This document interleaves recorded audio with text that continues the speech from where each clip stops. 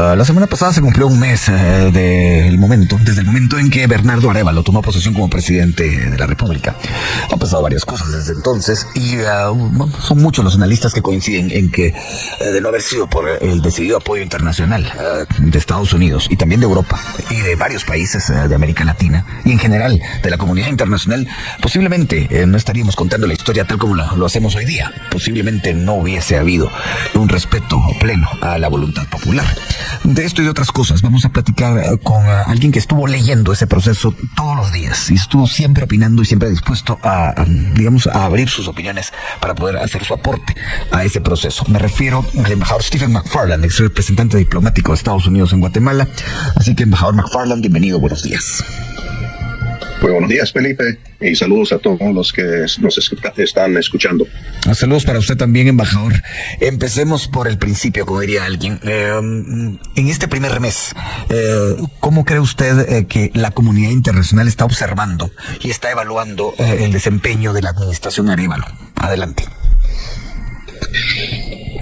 Mire, yo creo que quizás la primera observación es hay que analizar por qué la comunidad internacional está tan interesada.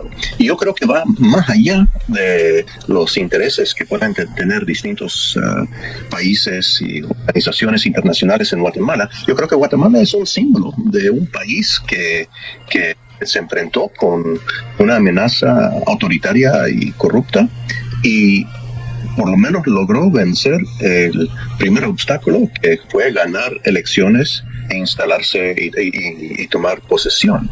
Entonces, desde esa perspectiva, yo creo que la comunidad internacional ve con mucho interés lo que está pasando, entendiendo que la lucha entre las fuerzas que se oponen al sistema democrático de Guatemala continúa. Parto precisamente de eso, embajador McFarland. Las fuerzas que se oponen al sistema democrático, a la democracia como tal, continúan. Usted ha descrito esas fuerzas como corruptas. Y la pregunta es, esa visión que se tiene desde lejos de que la lucha o la pelea contra el régimen continúa, el régimen de democracia, digo. ¿Esto cómo lo analiza? ¿Qué futuro le ve? ¿Cómo va a terminar? Yo por supuesto, como diplomático retirado, espero que ganen las fuerzas democráticas. Yo creo que es una lucha complicada porque como muchas cosas en Guatemala y el resto del mundo, si bien hay fuerzas del bien y fuerzas del mal, también hay fuerzas intermedias. Entonces, es cierto que no toda fuerza que se opone a este gobierno en A o B esté necesariamente en el pacto de corruptos. Pero yo creo que el pacto de corruptos, que son las fuerzas que quieren apropiarse del poder político, incluyendo el poder judicial, para protegerte, para seguir ganando plata, yo creo que esa fuerza continúa. Y por supuesto hay otras fuerzas que están pensando más desde una perspectiva política normal, que están entre hacer oposición o ofrecer su colaboración con el nuevo gobierno. El nuevo gobierno tiene muchísimo que hacer, tiene muchas necesidades que satisfacer, y creo que en parte por esa urgencia de producir resultados se debe el viaje del presidente Arévalo a Europa. Y próximamente también habrá un viaje a Washington. En ese sentido, ¿cuál cree usted que tiene que ser el objetivo, o tendría que ser el objetivo del presidente Arévalo de hacer estas giras? Pero especialmente, ¿qué logros cree usted que pueden extraerse de estas? Mire, yo creo que, el presidente Arévalo y Guatemala tienen una buena posición ahorita, porque ha habido bastante interés de parte, en este caso, de los europeos, por supuesto de Estados Unidos y la OEA, pero en este caso del viaje a Europa, yo creo que realmente es una oportunidad para restablecer las relaciones de Guatemala no solo como un país importante en América Central, sino como un país importante en la lucha por defender la democracia.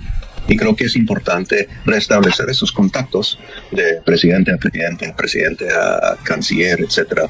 Creo que próximamente se reúne con el rey de España. Eso es importante porque esas reuniones envían señales en los otros países a la importancia que tiene para jefe de Estado, jefe de gobierno, la relación con Guatemala. Considerando que usted sigue muy de cerca la realidad de Guatemala, embajador McFarland, ¿cómo ha visto el manejo por parte del presidente Arévalo de la situación que se tiene que enfrentar con la fiscal general Consuelo Porras? Recordemos que cuando estaba en campaña, cuando era presidente electo, dijo varias veces que él creía que ella debía renunciar.